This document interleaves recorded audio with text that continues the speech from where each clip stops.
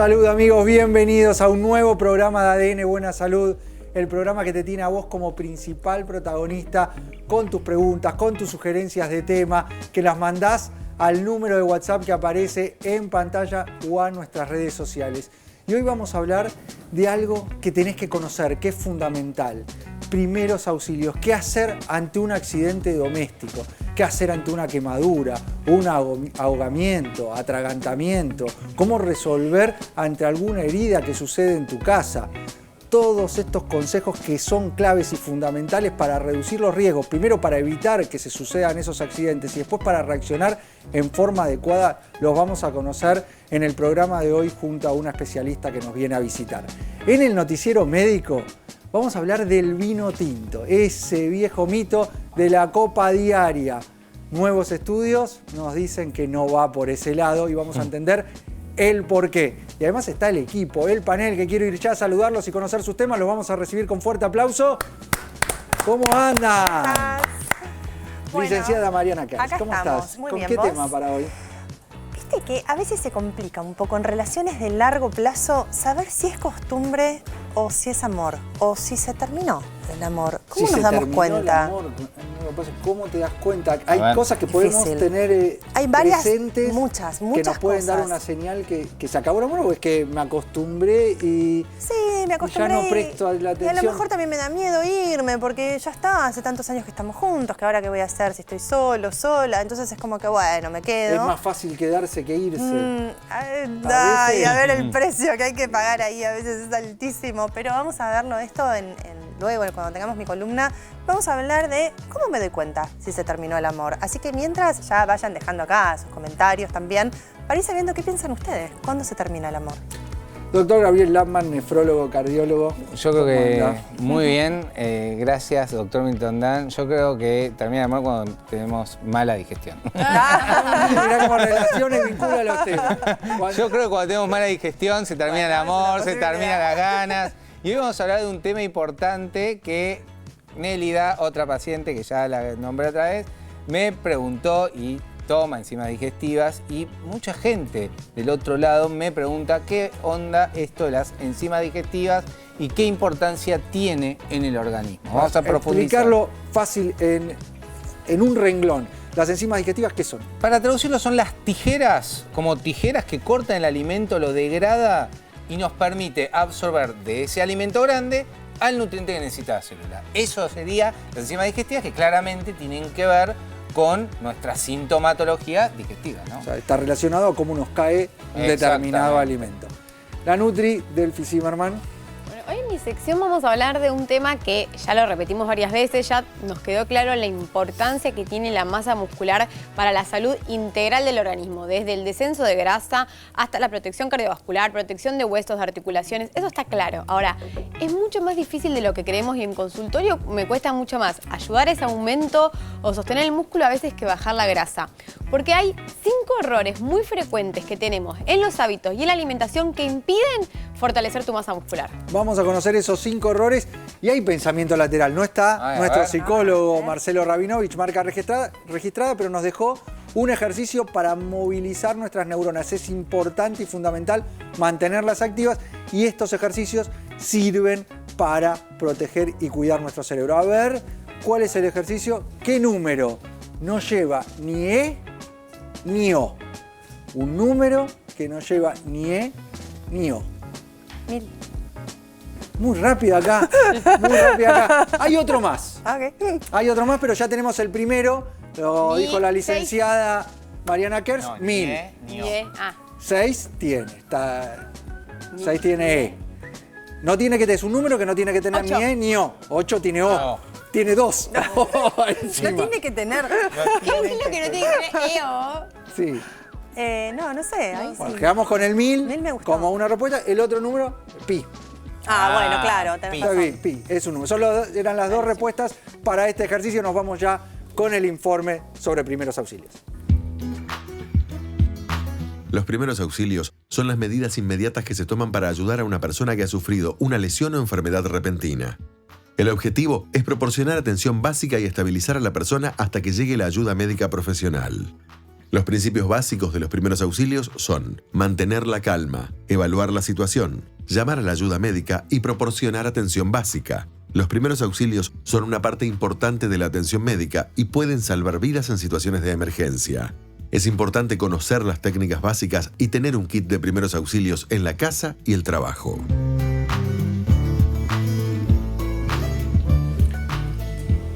Para desarrollar este tema contamos con la visita de la doctora Romina Giurfo, médica pediatra y docente universitaria, pediatra del Sanatorio Modelo de Caseros en San Martín. Muchas gracias, Romina, por tu visita. Gracias por la invitación, Milton. Muchas gracias. ¿Cuán importante es que la gente del otro lado conozca las maniobras de primeros auxilios? Bueno, es muy importante porque suele ocurrir que cuando hay algún accidente, mal llamado accidente, en realidad preferimos decirle lesiones prevenibles, nos entra la desesperación, nos ponemos muy nerviosos y en esa desesperación muchas veces tenemos acciones que no son correctas y que pueden empeorar la situación. O sea, empeoran la situación. Y vos hablás de que son lesiones prevenibles.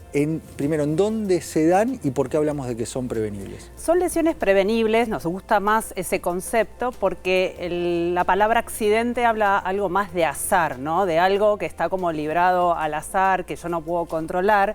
Y en general todas estas lesiones suelen poder evitarse si uno, digamos, tiene ciertos cuidados, más que todo en pediatría, ¿no? ¿Y se da mucho en el hogar o fuera? Ahí el hogar es un centro de generación. Es el centro de estas lesiones prevenibles, especialmente en los chicos más chicos, ¿no? Digamos, los menores de 2 años. ¿Cuáles son las lesiones más habituales que se ven?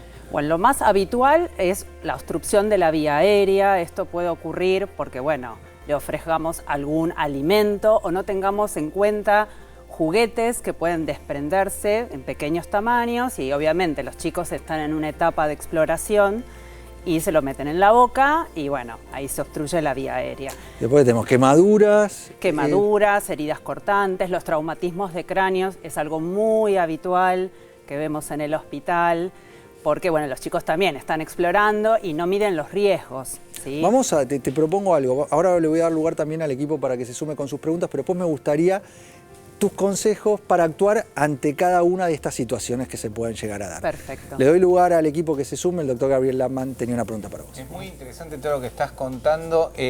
Los padres, ¿no? Es importante capacitarlos en la consulta pediátrica, actuar de manera... Porque yo recuerdo de chico, ningún pediatra me enseñó ninguna pauta, estaba librado a la buena de Dios. Contanos un poco eso, qué enseña el pediatra en el consultorio, cómo puede orientarlo y desde el Sanatorio Modelo de Caseros, cómo lo trabajan.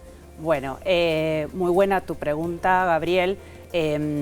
En lo importante, bueno, yo aparte de pediatra soy docente, doy la materia pediatría para alumnos de la UBA, de medicina. Nosotros hacemos un taller, le enseñamos a los alumnos a poder transmitir esto, ¿no? Porque a veces uno estudia mucho, pero después la transmisión hacia los padres y que realmente no se entiendan es complicado.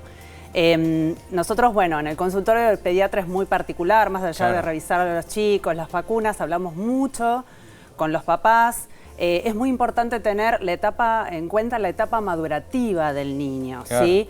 Generalmente los menores de 2 años incluyo porque es donde se largan a caminar, donde no tienen en cuenta los riesgos que pueden suceder. Y bueno, entonces según cada etapa nosotros en la consulta los vamos asesorando.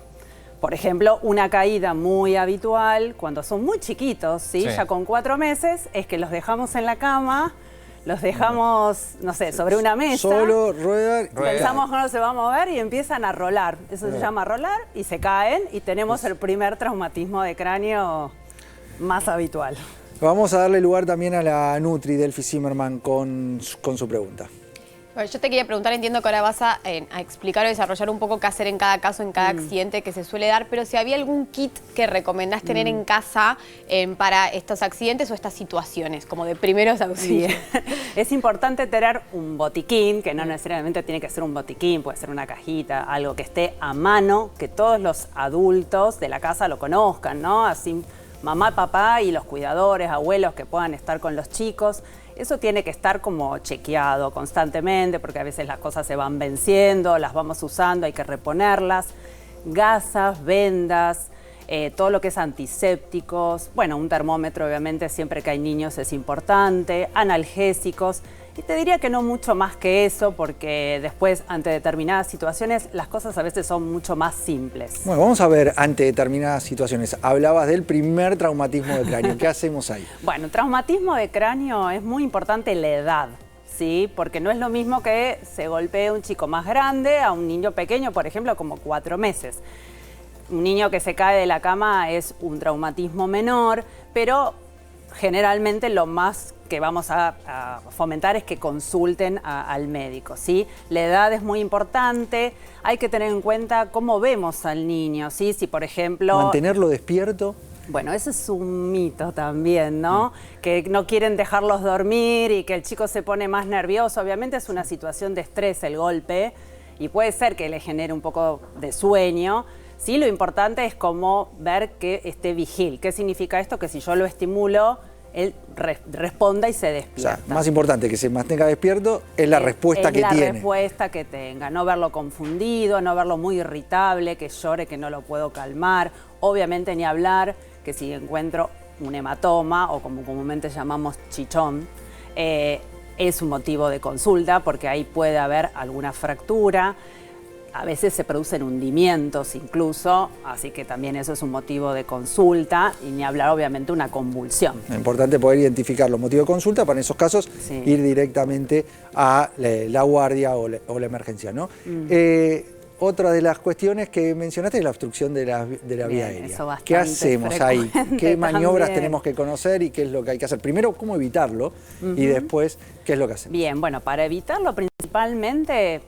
cuando el niño comienza a comer, que es a partir de los 6 meses, los alimentos tienen que estar ofrecidos en formas adecuadas. Hay alimentos que no recomendamos hasta pasados los 2 o 3 años, porque son alimentos pequeños. Bueno, acá hablaban de las nueces. ¿La causa ¿no? más común es el alimento lo que obstruye? No, generalmente son los juguetes o algún otro cuerpo extraño. Los chicos empiezan a explorar, ya gateando, por ejemplo, encuentran algún objeto chiquitito o los juguetes que se desprenden, como dije antes, o capaz un autito que se le sale la tapita.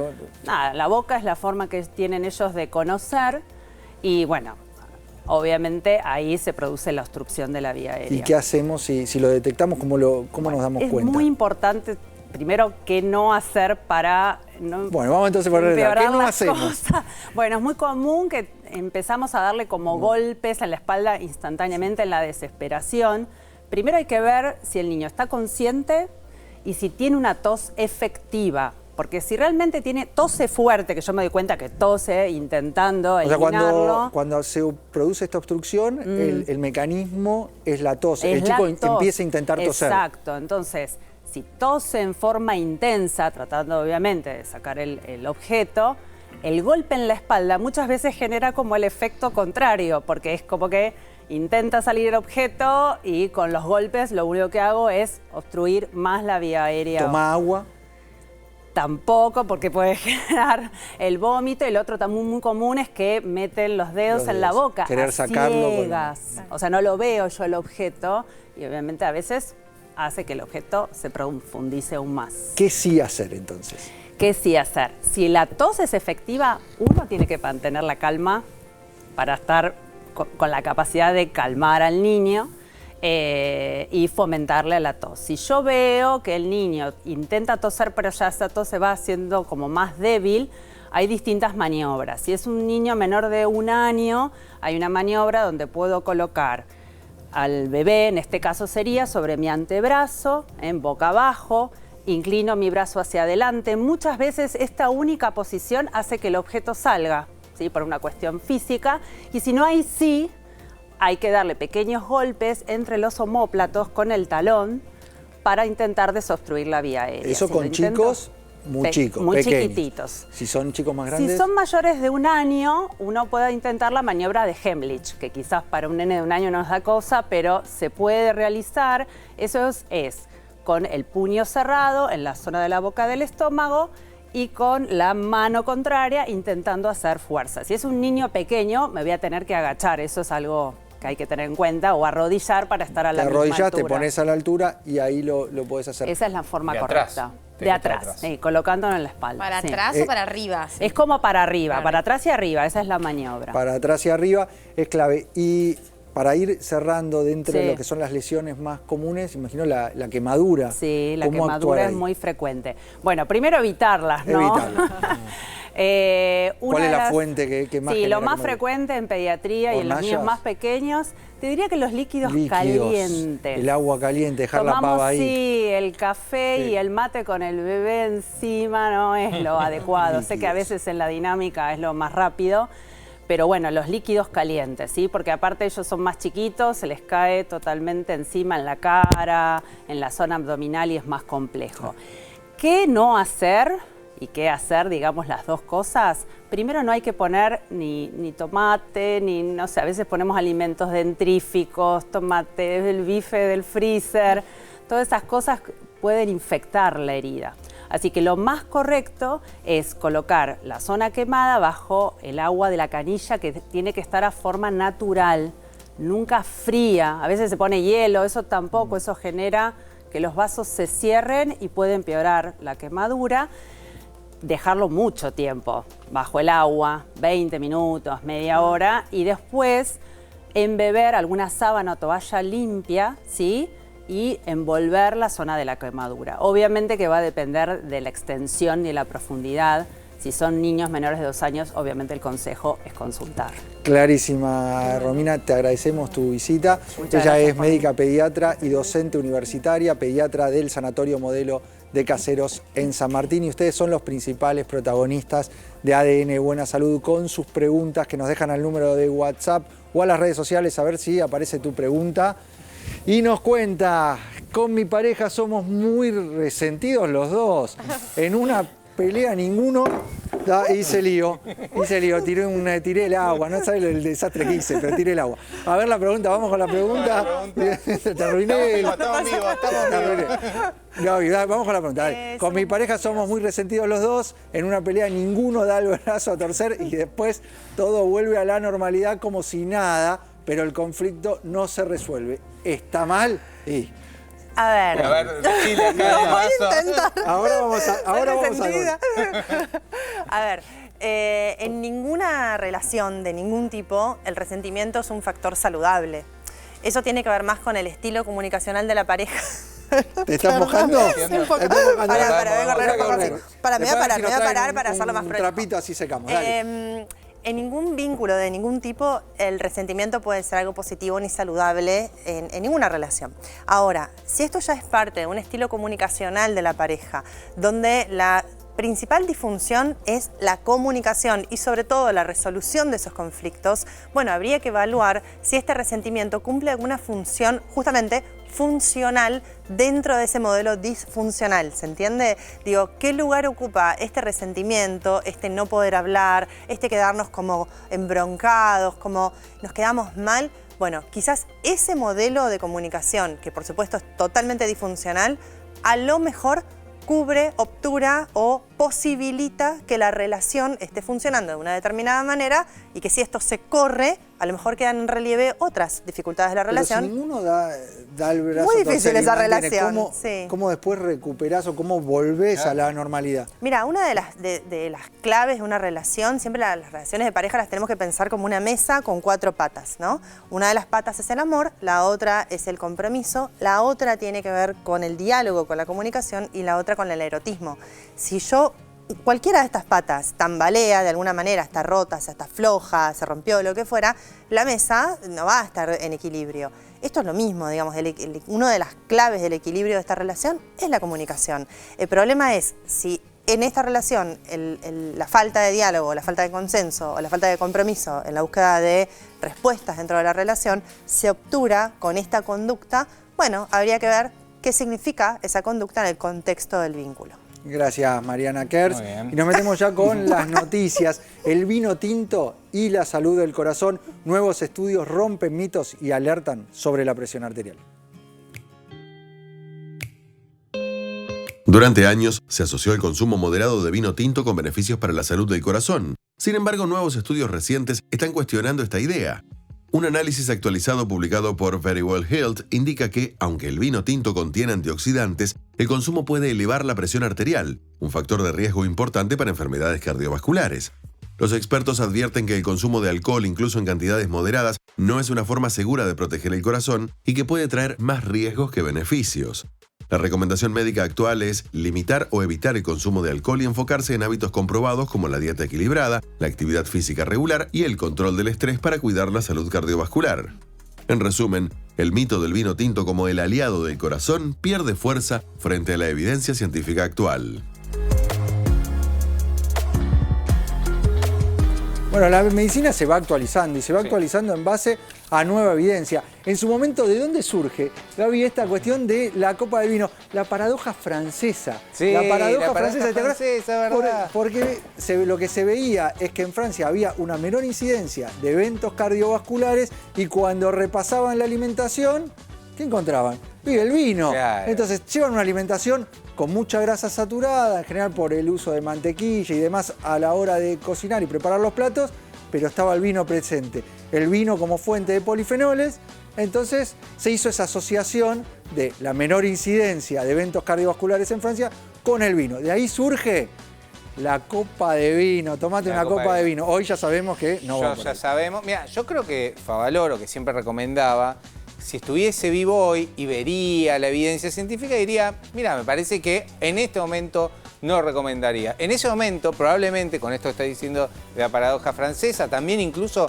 hay zonas azules, por ejemplo, en zonas de Italia, Cerdeña, también toman, en Icaria, en esta isla, toman también unos vinos ricos en polifenoles y también dicen que mejora la longevidad.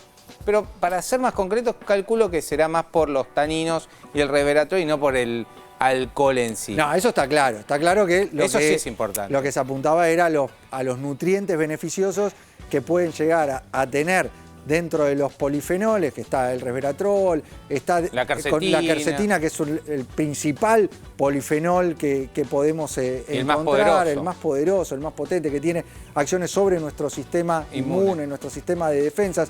Entonces, está claro que iba por ahí y no por el alcohol. Lo que pasa es que la evidencia en el último tiempo, en los últimos años, sigue demostrando que incluso concentraciones moderadas o bajas de alcohol tienen consecuencias negativas, en este caso, la presión arterial. Imagínate esto, venía al consultorio médico, ¿no? Se sienta el paciente, le pregunto, yo soy aftémico, ¿no? Y me pregunta a mí, doctor, venga a la consulta clínica y me dice, ¿usted toma vino? Y yo digo, no. Bueno, comience a tomar vino. Pero eso, Gaby, es raro, ¿no? No, pero creo que siempre se mantuvo el mensaje de si vos no tomás, no comiences a tomar por un supuesto beneficio hacia la salud, porque sabemos los daños que genera el alcohol, no, o sea, la salud toda, pero lo hemos visto a nivel gástrico, aumentando la incidencia de úlceras, entre otras cosas. Entonces, el daño que produce el alcohol está ampliamente documentado. A nadie se le recomendaría comenzar a tomar si es que no lo hace ahora. Si estabas tomando, bueno, sí, una copa de vino. Moderar lo máximo posible. Moderarlo. Eso es lo que dicen también las recomendaciones. Pero bueno, no tenemos los beneficios que pensábamos. La Sociedad Argentina de Cardiología y también la AJA. Pero interesante esto de la presión arterial, que es nuevo. De hecho, mucha gente pensaba más el tema, ¿no? Hígado, ¿no? Cirrosis, problemas gástricos. También. Ahora, el impacto arterial, que se suponía que era preventivo para el corazón, ahora este nuevo estudio ya nos habla de hipertensión y alcohol. Entonces, siempre que interroguemos cuando tenés presión alta, es si estás tomando alcohol, y en este caso vino, que es de los alcoholes lo mejorcito. Porque, ¿qué vemos en la población en general? Que toman otro tipo de bebidas, ¿no? Estamos hablando acá del vino tinto. Pero bueno, listo, se termina el mito del vino tinto. Nosotros nos tenemos que ir a un breve corte. Cuando volvemos, el doctor Larman nos va a hablar de las enzimas digestivas, qué función cumplen y por qué a veces nos cae todo mal cuando perdemos las enzimas digestivas, sobre todo a partir de los 40 años. La licenciada Kertz nos va a estar ayudando a identificar si se terminó el amor, si es solo acostumbramiento. Y la Nutri, ¿qué nos trae la Nutri? Cómo aumentar la masa muscular. Quédate ya, porque enseguida volvemos con mucho más ADN Buena Salud.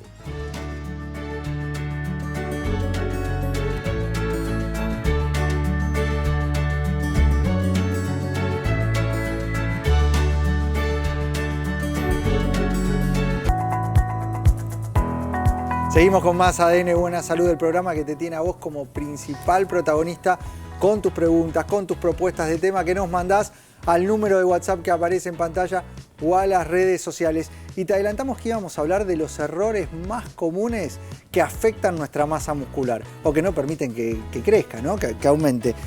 Acá está la Nutri y veo una mesa completa de distintos elementos. Vamos a hablar, obviamente, desde el lado de los hábitos o desde el lado de la alimentación, porque se cree mucho también que la masa muscular es algo que simplemente tiene que ver con la actividad física. Y si bien es la base y es muy importante el estímulo físico, idealmente musculación, pero que eso está bueno que también se ocupen los profes y el que estudia de eso, hay una parte de la cocina y el descanso donde se hace la otra mitad del músculo. Entonces es tanto más importante o igual de importante que el tipo de actividad que hagas. O sea, no es solo entrenar, sino es todo el acompañamiento que hacemos y ahí influye los hábitos de vida y la nutrición. Y ahí la que más sabe es Delphi Zimmerman, así que vamos a conocer los errores. ¿Qué hacemos mal? Bueno, este es el primer error, que creo que es quizás un poco más predecible, pero es no llegar a la cantidad proteica, al requerimiento proteico que necesitamos por día. Para generar masa muscular, sobre todo haciendo actividad física, más o menos ya vamos a estar hablando de 1,5 a 2 gramos de proteína por peso. ¿Se entiende? O sea que si yo peso 50, voy a necesitar entre 75 gramos a 100 gramos de proteína por día. Y no llegamos, muy difícil. Es muy difícil, o sea, para que se den una idea, no sé, un huevo tiene 6 gramos. Estamos lejos. Pero aparte nuestra fuente calórica principal en general es el hidrato, que no hay que demonizarlo, ahora vamos a ir con eso. Nuestra fuente de energía principal, pero si hacemos una alimentación con exceso de hidrato de carbono, tampoco le damos lugar a otros macros. Entonces, ahí hay un punto muy importante, por ende, regla. Pero para también, más allá de la masa muscular, digamos, para la salud y para también el control de peso. Proteína en todas las ingestas. ¿Sí? Vamos a ir combinando en los diferentes platos proteínas. Ya habíamos hablado de hacer recetas que también tengan quizás un complemento bueno de proteína o yogur griego o poder sumarle... Dame los alimentos que más proteína nos aportan. Bueno, el huevo es una fuente de proteína, pero no tiene tanta como creemos. ¿Ya? Pensé que un huevo tiene solo 6 gramos de proteína. Obviamente las carnes, ¿sí? El pollo. Ahí veo una pechuga de pollo. La pechuga de pollo. Una pechuga de pollo más o menos 150 gramos, si estamos hablando ya de 20 a 30 gramos de proteína, es una buena fuente de proteína. De origen vegetal, el tofu es muy buena fuente de proteína y baja en hidratos, o sea, también está buena para aplicar. Las legumbres son fuente de proteína, así que sin miedo a sumar legumbres. El yogur natural o griego que concentra más. El queso. Tenemos diferentes fuentes de proteína, pero nos olvidamos de darle el lugar que corresponde a la alimentación. Así que ahí está el primer error. Que nos falte proteína en la diaria. Vamos con ¿Y por qué? Perdón, no aclaré por qué. Porque en realidad la proteína es la que se ocupa de...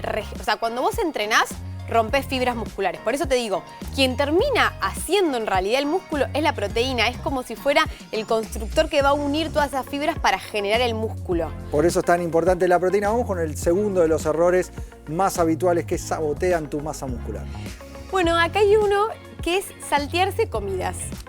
Saltearse comidas. Sí. Si bien hablamos varias veces que hay que escucharse y la importancia del reposo digestivo o en los casos que si a vos te funciona hacer ayuno intermitente está muy bueno, específicamente si estás buscando un aumento de masa muscular o si estás perdiendo masa muscular, vas a tener que quizás por ahí intentar otra estrategia que sea hacer al menos entre 4 o 6 comidas por día.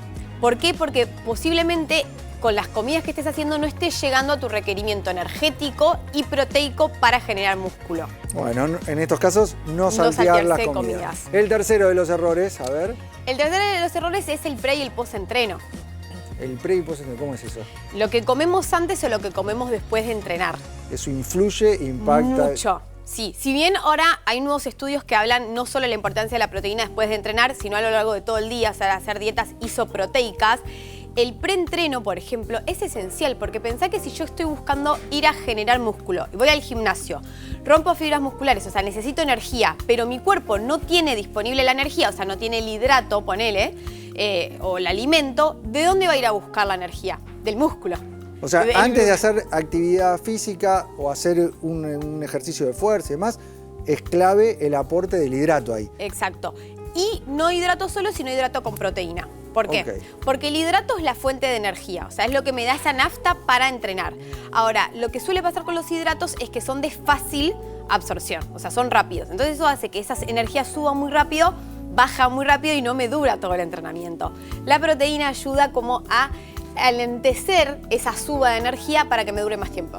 Bien, o sea, el pico, la forma en la cual sube la glucosa en sangre, el azúcar en sangre, es más gradual y eso permite aprovecharlo durante todo el entrenamiento, que es donde realmente necesitas energía. Ideas de preentreno, acá tenemos una tostada con huevo, puede ser un yogur con granola, puede ser una fruta con un pedazo de queso, puede ser alguna barrita que tenga algún cereal y quizás algún fruto seco, pero está bueno, por ejemplo, el dátil es un excelente hidrato también para hacer previo al entrenamiento, pero es importante que esté en actividad de fuerza buscando un objetivo de aumento de masa muscular. Bien, y en el post-entreno, ¿qué dijimos? Proteína. Proteína. Bueno, entonces tenemos en el preentreno esta combinación y en el post es clave la proteína porque es lo que te va a regenerar ese Era el músculo. constructor. Vamos con otro de los errores, a ver qué más. Bueno, otro de los errores es el descanso. El descanso, descansamos mal. Pero no te puedo explicar ¿Y lo qué importante impacta que el es. descanso en el músculo? El músculo, que es esto que te digo, que nosotros necesitamos la proteína para regenerarlo, pero el principal momento donde el cuerpo no se está ocupando de digerir, no se está ocupando de pensar, no está, digamos, en el día a día, es cuando descansamos. O sea, ese es el momento clave para regenerar el músculo, para crear el músculo, donde aparecen también hormonas que ayudan, que son antioxidantes, que ayudan a proteger. Entonces, el descanso y un buen descanso y no interrumpido va a favorecer el aumento de masa muscular. Y además, dormir mal hace que estemos cansados y hace que no rendamos después en el ejercicio que necesitamos para generar el músculo. O sea que rendimiento deportivo y masa muscular con descanso son aliados. O sea, es muy importante. El quinto punto, ¿cuál es? El quinto punto es el miedo a los hidratos de carbono. miedo. Ese es el principio, o sea, eso es lo que más veo en consultorio. O sea, ese miedo a los hidratos, esas dietas hipocalóricas, cetogénicas, lo que terminan generando es una pérdida de masa muscular, porque además se deshidrata. Porque a ver, si no tenemos hidrato, ¿qué usamos como fuente de energía? El propio músculo, el glucógeno. Claro, Ese es el tema. Y ahí lo vamos destruyendo, vamos perdiendo. Exacto, vamos O sea, perdiendo. Y eso que hace que después tu requerimiento energético baje. O sea que vos necesites, al tener menos músculo, necesitas menos energía para vivir. Al necesitar menos energía para vivir, quemás menos. Subís la grasa. O sea que no solo vas a perder músculo, sino ese miedo a los hidratos de carbono, haciendo entrenamientos, además de fuerza, te va a generar menos rendimiento, más cansancio y hasta podés subir la grasa corporal. Es clave esto porque hay mucho que se escucha sobre la demonización o sobre lo malo que son los hidratos y que es cierto que en nuestra alimentación tenemos un exceso de hidrato de carbono, pero el tema es llegar a un equilibrio y saber elegir, saber cuándo aportarlos, cómo combinarlos. Estas combinaciones que nos habla siempre Delphi son fundamentales para tener una alimentación completa y equilibrada. Rol de la suplementación, acá veo la proteína, AMPK Protein, por ejemplo, la proteína no, creatina. La creatina. Bueno, hay tres, o sea, obviamente que uno tiene que siempre complementar y hay muchos nutrientes con mucha evidencia y que ayudan mucho al deporte. Si yo tengo que elegir tres, como diría mi amigo Gaby, la triada. La triada para aumentar la masa muscular dentro de la Para suplementación. aumentar la masa muscular, mejorar el rendimiento, sería la creatina. Ahora voy a explicar qué. La proteína, obviamente el suplemento de una buena proteína con buena tolerancia y la glutamina.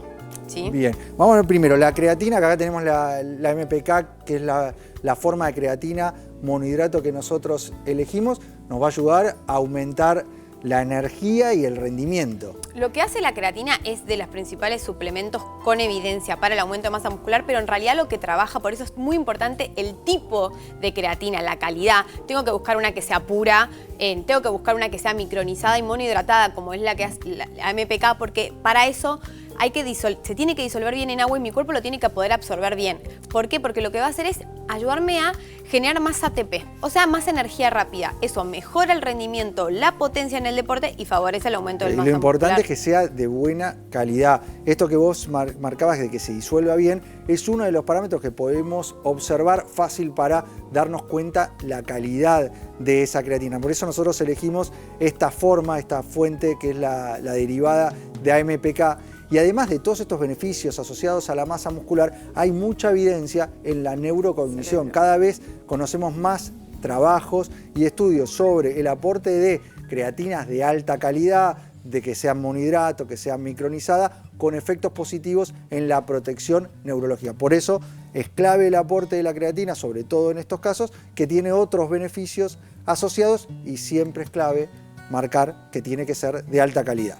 Sí, y es muy importante también aclarar dos cosas. La primera es que la creatina, la MPK, es de los suplementos, sobre todo en deporte, porque viste que hay muchos suplementos en deporte que hay que tener cuidado, con mayor evidencia científica y categoría A, lo que le da seguridad. O sea que en personas sanas no hay contraindicación, es súper segura. Y por otro lado que también, bueno, después de patologías obviamente específicos, siempre consultar al médico. Y después otra cosa muy importante, sobre todo en mujeres que le tienen miedo al músculo y no saben lo importante que es hasta para mejorar la composición corporal, es que sobre todo las que sean así puras como esa MPK, no generan retención de líquidos como se cree, no engorda, simplemente ayuda a aumentar la masa muscular por la potencia. Entonces también va a depender de lo que comas y del resto de tus hábitos. Hay mucho trabajo, hay mucha investigación en formas de creatina. Seguramente va a haber novedades porque hay otras formas, además del monohidrato, que permiten bajar la concentración. Acá tenemos que estar aportando 5 gramos para que tenga el efecto y los beneficios asociados que se ven en los trabajos científicos. Hay otras formas que todavía no están disponibles, pero hay mucha evidencia que se viene construyendo con formas que nos van a permitir bajar la dosis. Pero bueno, siempre apuntar a la calidad en el aporte de los nutrientes, en este caso a MPK. ¿Qué otros suplementos vos decías que había una triada? Además de la creatina, ¿qué es? Aminoglú. Espectacular. El aminoglú es, hemos hablado una vez acá, que es glutamina, porque es un aminoácido que además tiene un montón de funciones en lo que es la permeabilidad intestinal, las defensas, en todo lo que es también a nivel cognitivo, muy buenos resultados, pero principalmente en la regeneración de músculo. De hecho, no solo en deportistas, sino en personas que estuvieron internadas o que tuvieron alguna patología que pierden masa muscular, para recuperarla tiene muy buena evidencia y lo que hace es eso, ayudar a reparar y sellar las paredes, digamos. También otro aminoácido, porque acá tenemos 3 aminoácidos. La glutamina es otro. ¿Y cuál es el tercero? Y el tercero es el complemento de proteína, ¿sí? La que, proteína. como habíamos hablado al principio, no siempre es fácil llegar, entonces en ese caso muy importante la tolerancia que tenga la proteína, por eso yo la que consumo, que recomiendo, es MPK Protein, porque es de origen vegetal, no es como las proteínas que son de suero lácteo que generan quizás más intolerancias, pero en ese caso, para pre o post-entreno, que habíamos dicho la importancia de antes de entrenar, por ejemplo, un licuado de banana con MPK Protein, o después, simplemente el batido solo por la proteína es esencial también para el aumento de masa muscular. Bueno, ahí tenés los 3 suplementos que nos van a ayudar a mejorar la masa muscular. Y hay una placa para terminar de redondear este tema que nos planteaba la Nutri de los 5 hábitos que ayudan a sostener o ganar masa muscular. Es incluir proteína en cada comida, combinar entrenamiento de fuerza con un descanso real y efectivo, tratando de dormir al menos de 7-8 horas diarias de calidad, evitar los ayunos prolongados y sumar vegetales y más grasas saludables para bajar la inflamación. ¿Está claro? Está clarísimo. Quedó muy bueno, muchas gracias Delphi. Y vamos ya con la columna de Mariana, a ver si podemos identificar si se terminó el amor. Cuando hablamos de la falta de amor, tenemos que pensar en algunas variables. Una tiene que ver con el miedo a estar solos, a estar solas, qué pasa si salgo de esta relación. La otra tiene que ver con la costumbre. Y por otro lado también el qué dirán. Viste que también hay como toda una cuestión generacional de, bueno, no me voy a separar, no me voy a ir porque qué va a decir mi vecino, mi vecina, el tío, la tía, respecto a esto que estoy decidiendo. Y la realidad es que tenemos algunas señales para darnos cuenta de que el amor está terminado y no tenemos que tener miedo a esto, ¿no? No es necesario que el fin del amor sea la continuidad de por vida de una relación donde ya ni soy feliz ni voy a permitir la felicidad de la otra persona. Uno de los primeros ejes que tenemos que pensar es la falta de interés hacia el otro. Que ya no me importe lo que hace, lo que deja de hacer, si viene, si va, si está en casa, si no está, me da igual. Ahí yo ya tengo una señal de, por lo menos una señal de alarma. No digo que sea la única, pero un adelanto, un algo para empezar a pensar, bueno, ¿qué me está pasando en esta relación? Que la persona que está al lado mío me da igual. O sea, que no te importa. No te importa. ¿Está relacionado a ir perdiendo la admiración? Absolutamente. El nivel de admiración, vos sabés que para mí es una de las claves en una pareja. Como la admiración para mí es lo que atraviesa la relación a lo largo de todo el tiempo que están juntos. Entonces, cuando vos perdés ese nivel de admiración y deja de importarte la otra persona, sí, para mí, o sea, como hay una cosa lineal. Y lo otro que veo o imagino es el tema de los proyectos en común. A largo plazo, los proyectos, sí. El tener proyectos con tu pareja es lo que en parte sigue sostiene el vínculo, lo mantiene vivo. Sosteniendo el vínculo y haciendo que el amor entre los dos crezca. Y Total. Cuando perdés eso, Mira, pues es que el punto que sigue es la ausencia de deseo, pero no deseo solamente entendido como deseo erótico, sino también el deseo de esto, de un compromiso de compartir la vida. Entonces, cuando no hay un proyecto, y cuando hay un proyecto, digo, un plan de fin de semana, no digo tener un hijo, digo, algo sencillo que vaya como armando zanahorias a las que yo tenga ganas de acceder todo el tiempo, porque si no, es como que la relación cada vez me queda más lejos, se me hace más corto ese proceso y no tengo ganas. Construir proyectos en común Sí. y no solo de terceros, porque muchas veces esos proyectos quedan involucran a un tercero, un hijo, y todo se centraliza ahí y se pierde el proyecto en común, la admiración y ida y vuelta que hablas. E inclusive durante el proyecto replantearse lo que queremos. Hace un tiempo un paciente me decía, no sé si seguir comprando ladrillos para la obra que tenemos en construcción o separarme, ¿no? Entonces, digo, el proyecto también puede ser cuestionado y el proyecto también puede ser reelaborado muchas veces. Obviamente otro de los ejes es el aumento de los conflictos en el núcleo de la relación. Obviamente si dejó de importarte la persona, la comunicación está en declive, el amor está cuestionado, va a haber un aumento de conflictos y lo más probable es que además no te importe resolverlos. Como que ya hay un punto de desinterés total. Entonces es como aumentan los conflictos, aumentan las peleas, aumentan las dificultades en casa y también aumenta el desinterés por resolver. Y el último punto tiene que ver con el desapego, y les traje algunas frases que pueden ilustrar esto del desapego.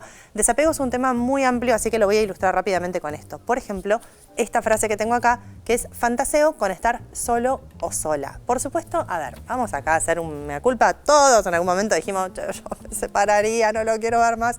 No estoy hablando de alguna cuestión crítica, ocasional, aguda, algo muy eventual que después se te pasa, o no, sino que hablo de situaciones crónicas donde ya si estuviese solo estaría mejor. Totalmente, donde hay un mundo posible en mi mente que es mucho mejor y mucho más positivo si no estoy con esta persona con la que estoy ahora.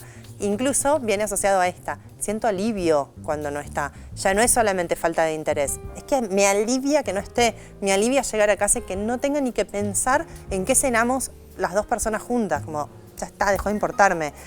Sumo a esto, me aburro cuando estamos juntos. Y de nuevo, no tiene que ver con un momento de alguna situación, un fin de semana que no hacíamos nada. No.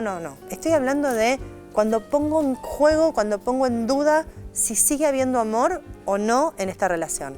También puede ser un factor. Y el último es que un poco lo decía antes, cuando ya no hay ganas de nada, no hay interés en nada, aumentan los conflictos y aumenta también mi desinterés para poder resolver. Estén atentos a estas señales, estén atentas a estas señales, porque no son un chiste. Estas señales pueden empezar a marcar el fin del amor y está muy bueno que nos empecemos a preguntar qué nos pasa, independientemente de la culpa, de la mirada del otro y esto de no me voy a separar porque ¿qué van a pensar de mí? Cuando llegamos a esta instancia, ¿vale la pena intentar recuperar el vínculo? ¿Se puede, factible? ¿Vos qué pensás? Yo creo que no hay que llegar ahí. Claro. Que no hay que llegar ahí. Sí, siempre la prevención, ¿no? Que si esto está pasando es consecuencia de mucho que fue sucediendo y el tema es actuar antes de llegar al punto de no te interese la otra persona. Mira, yo las relaciones de pareja y los conflictos, sobre todo en el consultorio, además cuando viene a consultar, yo los interpreto siempre y lo comunico como un iceberg donde hay muchas variables que se ponen en juego. Sobre la superficie del mar observo el conflicto, lo que me cuentan, pero la realidad es que todos estos elementos y muchos más están debajo del agua, están debajo de la superficie del mar y no fueron casuales. Ese desamor no fue de un día para el otro, ¿no? Este conflicto que hoy traen no creció ayer, esto ya viene de mucho tiempo. Entonces, también reevaluar si al día de hoy hay posibilidades o no. Cada pareja es un universo, a veces hay posibilidades, a veces no. En el consultorio soy muy honesta con esto y a veces digo, mira, esto tiene posibilidades de mejorar y esto no. O sea, estas cuestiones las van a tener que trabajar en terapia individual y a veces la función del terapeuta de parejas es acompañar a una separación saludable. Pero no es que vos vas a terapia de pareja para separarte, viste que hay un súper mito sobre esto.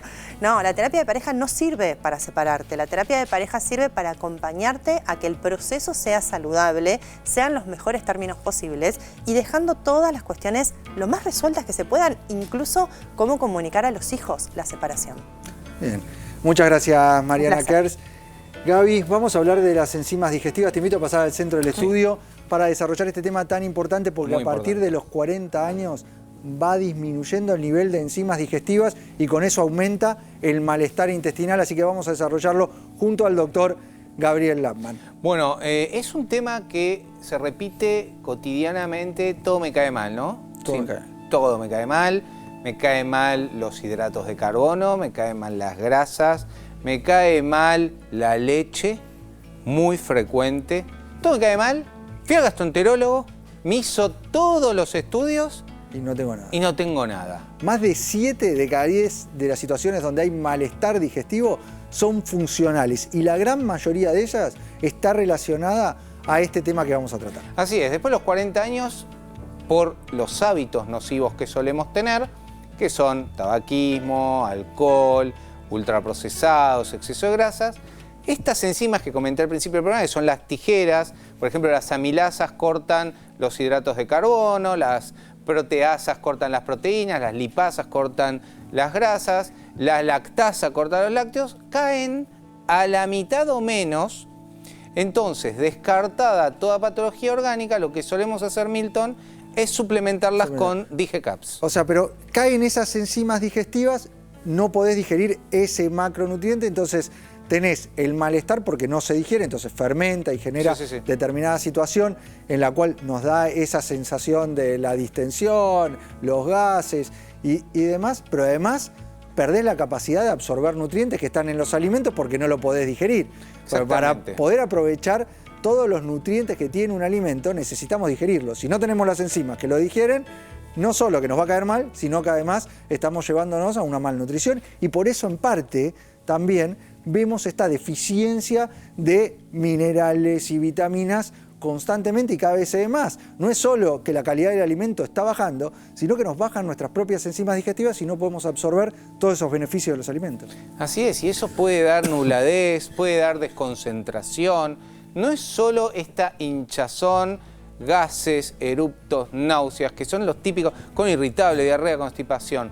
Siempre descartar toda patología crónica, ya sea úlcera, celiaquía, gastritis, enfermedades inflamatorias intestinales. Tenemos placas también para mostrar un poco en qué va esta DigeCaps. Las DigeCaps son muy buenas, realmente son 11... ¿Qué es la DigeCap? Porque hablaste de la Las DigeCaps suplementación. es una suplementación en la cual tienen 11 enzimas digestivas con vitamina E que ayuda a digerir todo tipo Vamos a ver esto, de la nutrientes. importancia de las enzimas digestivas, que dijimos que a partir de los 40 años nos cae la cantidad de enzimas digestivas que naturalmente tenemos. Sí. ¿Por qué nos cae? Entre otras cosas, por el estrés crónico con el cual vivimos, por las dietas repletas de ultraprocesados y además el resto de las enfermedades digestivas, como el SIBO, la celiaquía, la Exacto. enfermedad intestinal inflamatoria, terminan generando que nuestro organismo genere menos enzimas. Exacto. Entonces, las mismas enfermedades digestivas nos terminan bajando los Bajando niveles la de enzimas que tenemos. Y ahí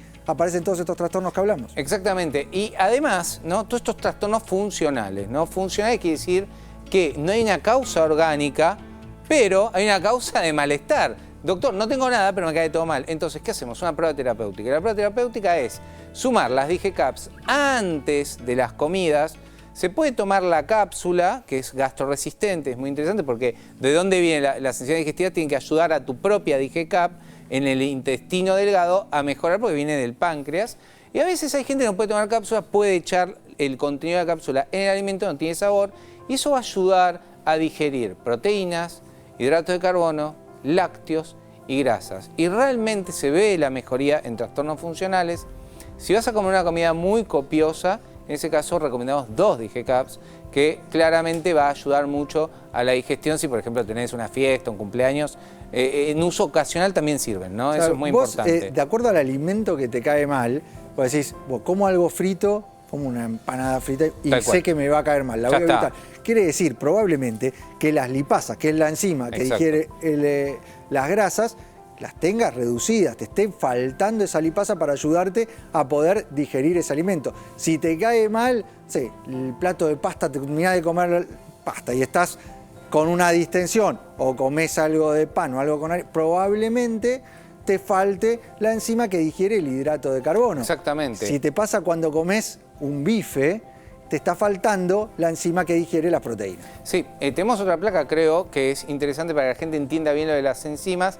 Pero realmente, ahí está, ¿ves? Estos son los síntomas. Estos son los síntomas. Los que son síntomas que realmente hablamos, muy la frecuentes. distensión, el sentirse hinchado y con gases, el malestar digestivo post-ingesta, tener cambios en el ritmo evacuatorio, ya sea diarrea o estreñimiento. Se asocia también con falta de energía y esto que hablábamos al principio, que el tener un déficit de enzimas digestivas nos altera la absorción de nutrientes esenciales que están presentes en los alimentos. Fíjate que la DigeCaps es el único suplemento que tiene 11 enzimas naturales, que esto también es importante porque también hay muchas copias sacando vuelta con menos enzimas y no tienen el poder digestivo de DigeCaps. También es interesante hacer una alimentación baja en todo esto, hacer una alimentación más real, porque si vos comes todo el tiempo ultraprocesados, aunque tomes la DigeCap, tampoco te va a ir muy bien. El tema de los lácteos, 80% de los argentinos tienen una intolerancia a los lácteos y dentro de la DigeCaps está la lactasa.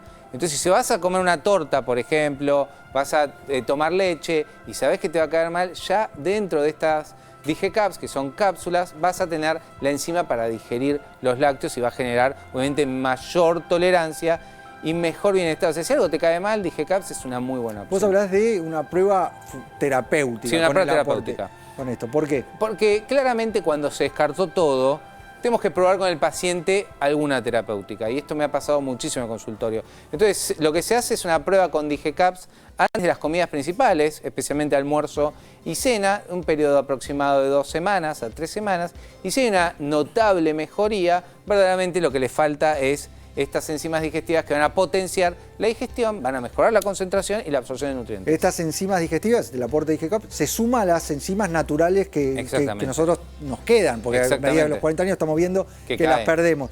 Pero esto se suma y se potencian juntas. Se potencian juntas, o sea, como que vos tenés una DigeCap interna, que la tenés la batería a la mitad, y cuando sumás la DigeCap exógena, que es el suplemento, ahí pones un 100% de batería y vas a tener mejor digestión. Como todo suplemento, claramente tenés que conseguirlo en las farmacias, puedes hablar con tu médico gastroenterólogo, ya hay muchos gastroenterólogos, médicos clínicos que indican DigeCap, porque primero tiene muy buena tolerancia, son enzimas naturales y la verdad la efectividad clínica en casos de patología funcional es muy, muy evidente. Y porque vemos que a partir de los 40 años cae notablemente y eso se sostiene. Vamos, Gaby, a la mesa porque se nos fue. No, ya se nos fue la hora Rápido. del programa. Pasa así, esto Volando. volando la hora del programa. ¡Ay! Frase, Gaby. Hay una frase mientras te acomodás. Ahí me acomodo. Está buena la frase, tiene que ver un poquito con todo, ¿no? Uno se fija en los detalles. En el trato, el interés, las ganas y sobre todo en las acciones, ¿no? Bien, las palabras se llevan viento, las acciones son Uno las se que, ¿no? fija en los detalles, en el trato, en el interés, las ganas y sobre todo las acciones. Lo que prima y lo que manda es lo que uno hace. Exactamente. No es de Sí, no es cara de pi, pi, pi, pipita, tal cual. Hay que actuar, hay que hacer. Queda la línea de comunicación abierta. Ustedes nos mandan ahí sus preguntas, sus mensajes, sus sugerencias de tema. Nos comparten qué es lo que están comiendo. Así lo desarrollamos en próximos programas. Los mandan ahí a ese número de WhatsApp o a las redes sociales. Agradecerle por haber estado del otro lado y nos volvemos a encontrar siempre en la televisión pública para hacer mucho más. ADN, buena salud.